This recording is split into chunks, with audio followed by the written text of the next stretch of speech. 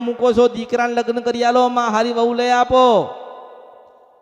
સવાર થાય ને કે માં મારા દીકરા નોકરી આલજે, માં મારા ઘરવાળો દારૂ પીવે છે, માં છોડાવજે, માં રહેવા નથી તે સારું ઘર આલજે. એટલે માં એવું કહી શકે એમ નથી કહેતા કે હર હર મહાદેવ, માં તું રાજી રહેજે, આ અવતાર તે આલ્યો છે તો તું પાર પાડજે. એ પાર પાડશે ને. તમે જન્મ લઈને આવ્યા, તમને ખબર છે, તમારા મા બાપને ખબર હતી કે તમે મોટા કેવી રીતે થશો, તમારામાં જ્ઞાન કેવું આવશે, તમે મોટા થઈને શું બનશો.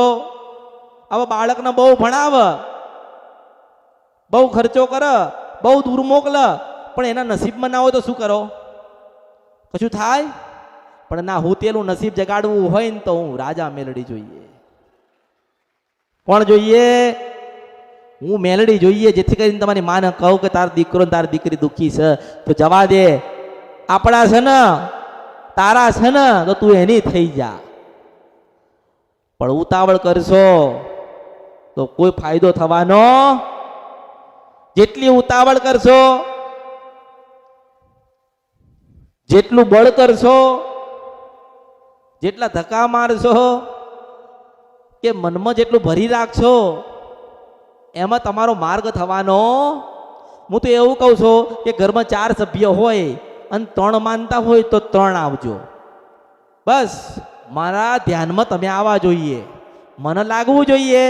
તમે એવું વિચારો કે ના વિચારો કે માની પાસે જઈએ, બેહીએ, વાતચીત કરીએ. હું એવું કહું છું કે તમે કદાચ મારા ત્યાં આટા માર્યા હશે ને તો તમારા ઘરે આટા મારવા જરૂરથી આવીશ.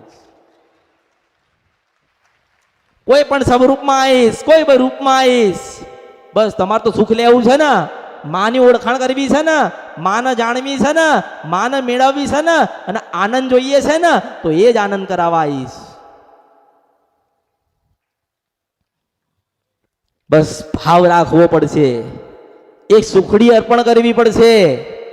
માં તમારે કેવું પૂછવું પડશે ને. તમે તમારી માન પૂછ્યું કે માં તાર હારું છે કે નહીં? આપણે માન પૂછ્યું કોઈ દાડો? આ તો કે ચાંદીની 17 લાઈન માન ભરાયો. માનો ભાવ જોઈએ છે, ચાંદી નથી જોઈતું.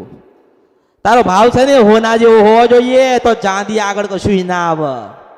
અને કદાચ ચાંદીનું 17 લેવા જઈશ તો પછી કે 25 રૂપિયાનું કે 500 રૂપિયાનું આવશે ને.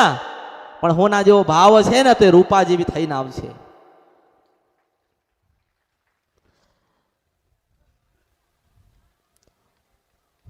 એટલે કદાચ તમારામાં ધીરજ હશે ને તો તમારા દુઃખમાં હું ભાગીદાર થવા આવીશ.